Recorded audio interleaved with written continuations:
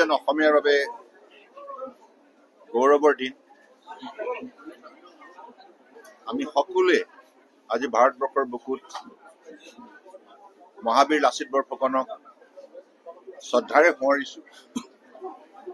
আৰু এই লাচিত দিৱসত আমি সকলো অসমীয়া একত্ৰিত হৈ ভৱিষ্যতৰ দিনত অসমীয়া জাতিটো বিশ্বৰ বুকুত শক্তিশালীভাৱে প্ৰতিষ্ঠা কৰাৰ সংকল্প লৈছোঁ। আৰু উঠি অহা প্ৰজন্মই মহাবীৰ লাচিত বৰফুকনৰ বিষয়ে বিতংভাৱে যাতে অৱগত হয়, তাৰ বাবেও সমগ্ৰ দেশতেই আজি বিভিন্ন ধৰণৰ আলোচনা চক্ৰ, আলোচনা সভা ইত্যাদি অনুষ্ঠিত হৈছে। গতিকে মই এই মুহূৰ্তত মহাবীৰ লাচিত বৰফুকনলৈ গভীৰ শ্ৰদ্ধাঞ্জলি জনোৱাৰ লগতে আগন্তুক দিনত উঠি অহা প্ৰজন্মই যাতে মহাবীৰ লাচিত বৰফুকনৰ আদৰ্শৰে নিজৰ ব্যক্তিত্ব নিৰ্মাণ কৰে আৰু অসমীয়া জাতিক শক্তিশালী কৰাৰ লগতে ভাৰতবৰ্ষক বিশ্বৰ বুকুত এখন শক্তিশালী ৰাষ্ট্ৰ হিচাপে, উন্নত ৰাষ্ট্ৰ হিচাপে গঢ়ি তোলাৰ ক্ষেত্ৰত উল্লেখযোগ্য অৱদান আগবঢ়ায়। সেইকাৰণে শিক্ষা, সংস্কৃতি, ক্ৰীড়া, উদ্যোগ, গৱেষণা, সকলো কৃষি, সকলো ক্ষেত্ৰতেই যাতে আমাৰ উঠি অহা প্ৰজন্মই নিজৰ পাৰদৰ্শিতা দেখাবলৈ সক্ষম হয় আৰু বিশ্বৰ বুকুত অসমীয়া জাতিক তেনেধৰণে সুন্দৰ ৰূপত সজাই তোলাৰ ক্ষেত্ৰত উল্লেখযোগ্য তেখেতসকলে পদক্ষেপ গ্ৰহণ কৰে, তাকেই মই বিশেষভাৱে কামনা কৰিছোঁ। আৰু লগতে আজি এই নন্দলাল বৰগোহাঁই চিটি মহাবিদ্যালয়ত মই আহিলোঁ আৰু আপোনালোকে সকলোৱে জানে যে প্ৰয়াত নন্দলাল বৰগোহাঁই ছাৰ এগৰাকী মহান সমাজসেৱক আছিল। তেখেতৰ মহৎ প্ৰচেষ্টাত ডিব্ৰু কলেজ গঢ় লৈ উঠিছিল। তেখেত তাত অধ্যক্ষতাও কৰিছিল, লগতে চিটি মহাবিদ্যালয় গঢ় দিছিল। গতিকে সেইগৰাকী মহান শিক্ষাবিদ আৰু সমাজসেৱকে যি আদৰ্শৰে আমাৰ গাঁৱৰ চাহ বাগিচাৰ একেবাৰে অভাৱী ছাত্ৰ ছাত্ৰীসকলক শিক্ষাৰ ক্ষেত্ৰত আগুৱাই নিয়াৰ বাবে যিখিনি তেখেতে সুবিধা প্ৰদান কৰিছিল, তাৰ বাবে সদায় তেখেত স্মৰণীয় হৈ ৰ'ব। গতিকে মই আজি এই শুভক্ষণত প্ৰয়াত বিশিষ্ট শিক্ষাবিদ, ডিব্ৰু মহাবিদ্যালয়ৰ প্ৰতিষ্ঠাপক আৰু এগৰাকী মহান সমাজসেৱক নন্দলাল বৰগোহাঁই ছাৰক গভীৰ শ্ৰদ্ধাঞ্জলি জ্ঞাপন কৰিছোঁ।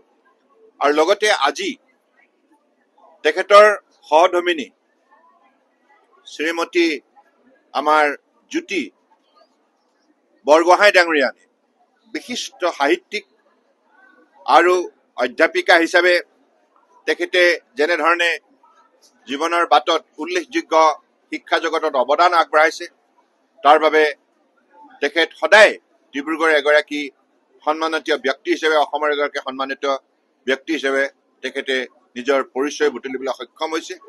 সেইগৰাকী আমাৰ আদৰ্শ শিক্ষয়িত্ৰী এখন গ্ৰন্থ, নাম হৈছে জ্যোতি স্নাতা।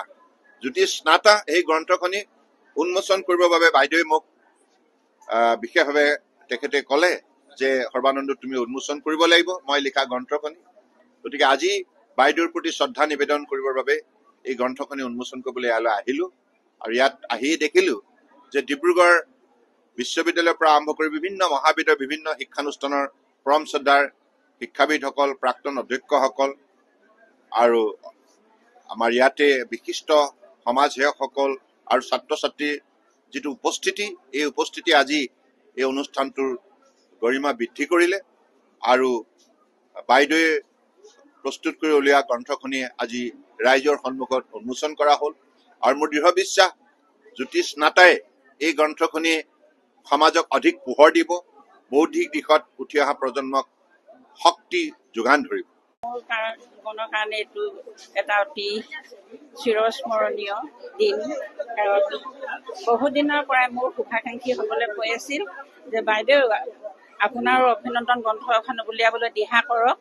আৰু ময়ো ভাবি আছিলোঁ, কিন্তু বিভিন্ন কাৰণত উলিওৱা হোৱা নাছিলে। আৰু তেওঁলোকে কয় যে যদি অভিনন্দন গ্ৰন্থখন উলিয়াব খুজিছে জীৱিত অৱস্থাতে উলিয়াব লাগে, মৃত্যুৰ পিছত আৰু অভিনন্দন গ্ৰন্থ উলিয়াই লাভ নাইকিয়া। আৰু সেইদৰে চেষ্টা কৰি আজি মানে সাফল্য হৈছোঁ সেই ক্ষেত্ৰত।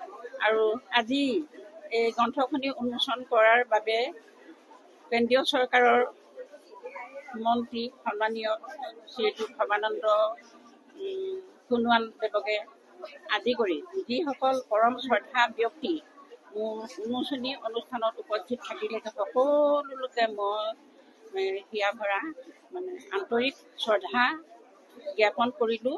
আৰু মই সঁচাকৈ আজি বহুত সুখী হৈছোঁ, কাৰণ মই একেবাৰে সাধাৰণ অৱস্থাৰ পৰা সাধাৰণ পৰিয়ালৰ পৰা অহা সেই 40 আৰু 50 দশকত মই সেই সময়ৰ লেঙেৰীৰ এটি একেবাৰে অনুন্নত স্থান। এতিয়া অৱশ্যে সেইখিনি বহুত ডেভেলপ হৈছে।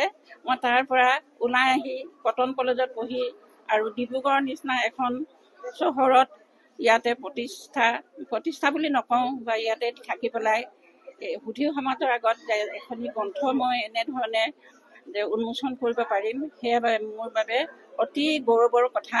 আৰু মই শেষত আশা ৰাখিছোঁ যে মোক শুভচিন্তকসকলে যিখিনি উৎসাহ দিলে, যি উদ্দীপনা দিলে, সেই উদ্দীপনাখিনি মোৰ ভৱিষ্যত জীৱনৰ কাৰণে অনুপ্ৰেৰণাৰ অমল উৎস হৈ ৰ'ব। সকলোকে ধন্যবাদ।